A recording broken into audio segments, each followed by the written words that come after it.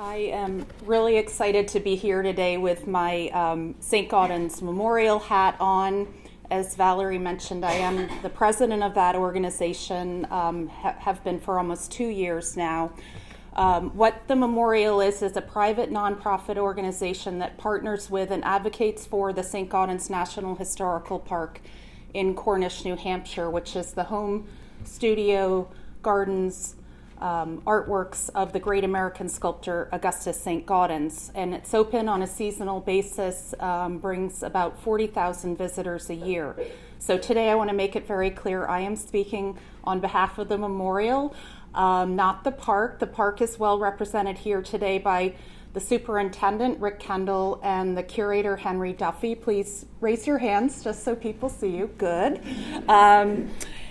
And the park's remarkable story begins in 1965 and grows out of its predecessor and ongoing partner, the Saint-Gaudens Memorial. Well, of course, there are many partner organizations with HAHS properties, but the memorial has a particularly special origin story. So today I'm going to discuss our history and our relationship with the Saint-Gaudens National Historical Park, which I'm going to call the park in these remarks to save myself some time. And the park serves as a living memorial to Saint-Gaudens, and I'd like to examine that lens, that through the lens of the memorial's supporting activities. And as I'm speaking, I ask you all just to give some thought to the term living memorial, because those of us who are affiliated with artists' homes and studios, of course, the act of honoring and carrying on an individual's legacy has particular resonance. And so I ask, and this may be a bit obvious, but does every historic artist home and studio have an obligation to spotlight the idea of a living memorial? And even if that concept elides definition, something I've been giving a lot of thought to as the Saint-Gaudens Memorial celebrates its centennial year in 2019 and moves into its second century of advocating for Saint-Gaudens.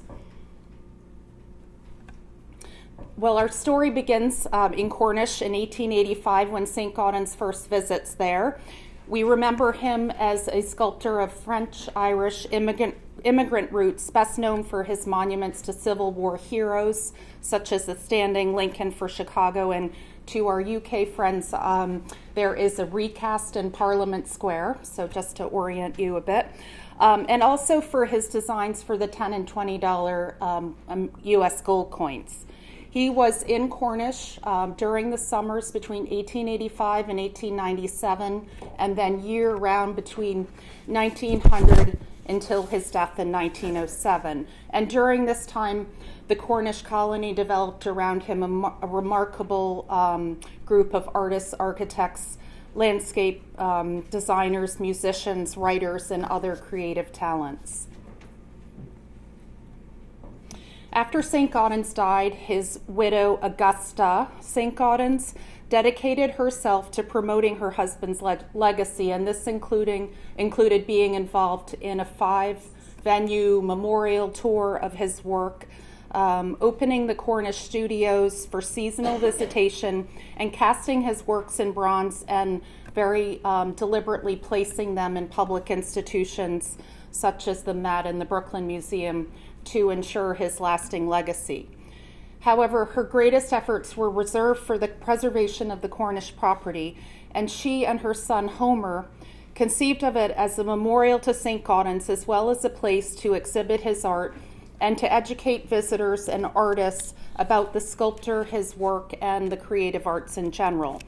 And so through her efforts in 1919, the Saint-Gaudens Memorial was incorporated by the state of New Hampshire to, quote, maintain a permanent memorial to the late Augustus Saint-Gaudens on the site of his homestead estate in Cornish, New Hampshire. And among the trustees, it's a lot to live up to, but some of the earliest trustees were the sculptor Daniel Chester French, painter John Singer Sargent, and architect Charles A. Platt. In the first couple of decades of the memorial's existence, the property was open seasonally, attracting several thousand visitors a year, and you hear a group standing in front of the studio of the Caryatids. Well, in the post-World War II years, during the war, visitation had dropped precipitously, and the trustees gave a lot of thought as to the Saint-Gaudens Memorial's future mandate, and this is largely because in 1944, the studio of the Caryatids and its contents burned to the ground, and the trustees really engaged in a lot of self-searching as whether to even continue, but they did. They did so. When you look through the minutes, there was a lot of discussion about the need to have a so-called living program, including acquisitions, exhibitions, and support for living artists. At this time, the trustees created exhibition spaces known as the New Gallery and Atrium for the permanent collections, as well as repurposed an old chicken coop into the so-called Picture Gallery for temporary exhibitions. And these all opened in 1948, which was the centennial year of Saint-Gaudens' birth. Well, moving forward to the 1960s. In 1962, the Saint-Gaudens Memorial was named a National Historic Landmark in acknowledgement of its importance to American cultural heritage. But by that time, the trustees had begun to consider the possibility of transferring the property to the federal government to better serve its maintenance. Many of the trustees were New York residents, not up in Cornish, and they felt that if it was transferred, as they did in 1964, it would get more consistent attention.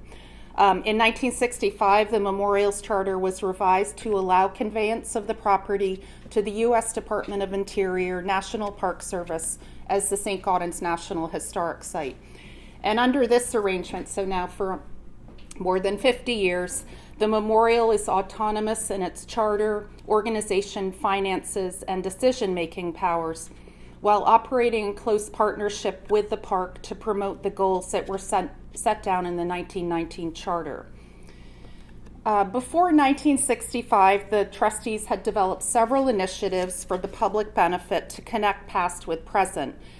While the Saint-Gaudens Memorial was not explicitly founded as a living memorial, the term was frequently invoked at the time of the transfer and has been since then. And now I'd like to just run through a few slides giving you examples of programs that were started both before and after our change in status in order to promote the legacy of Saint-Gaudens as a creative artist and a cultural role model.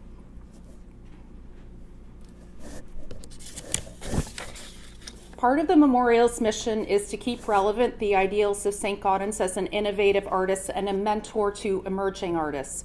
In 1978, it initiated the Saint-Gaudens Fellowship, which is an annual award that is presented to artists who have demonstrated exhibition records that show them to possess exceptional talent, but who are not yet firmly established in the field. In addition to a monetary grant, which is now $12,500 a year, and we're trying to raise that, the fellows exhibit their work at the following year at the park. Artists are selected by the Memorial's Fellowship Committee, consisting of trustees and artist advisors, including past fellows. As I mentioned, the trustees started a temporary exhibition program in 1948, and there are usually 3 exhibitions per season, conceived by the Memorial's Exhibitions Committee and Exhibitions Director in collaboration with park staff.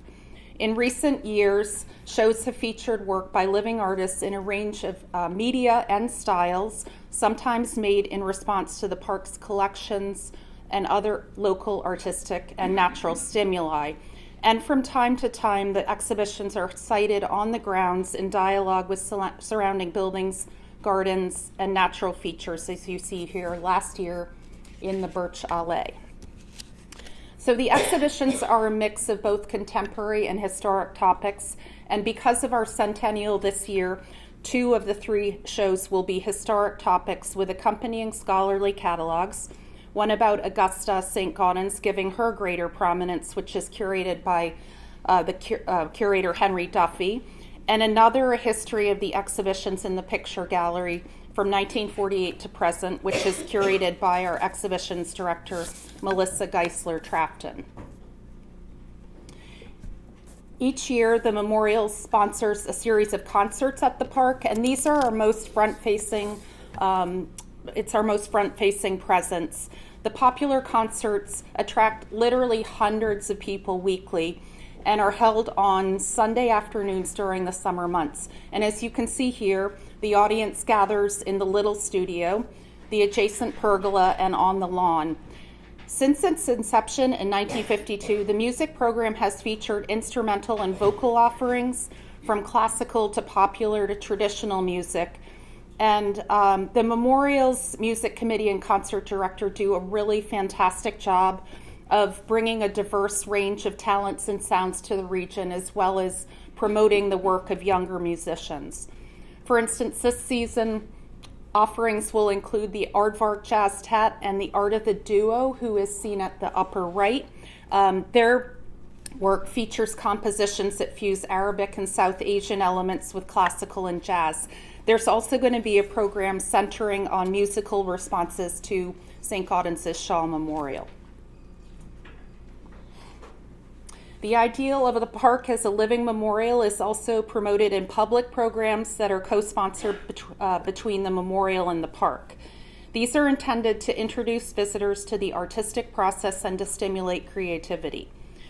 The Sculptor in Residence program began in 1969, and the artist who was selected works in a figurative style in the tradition of Saint-Gaudens. The artists are based in the Ravine Studio, which is open to the public, so the artists, while they're working, speaks to the public about the creative process. They also lead regular workshops that provide instruction on the process from clay modeling to mold making. An annual highlight at the park, which is held in September, is a day-long celebration called Sculptural Visions, which has demonstrations in a variety of media, such as this bronze pour, as well as hands-on art projects. I also want to mention that we're particularly committed to expanding our outreach to local youth and underserved communities in the Upper Valley of New Hampshire and Vermont.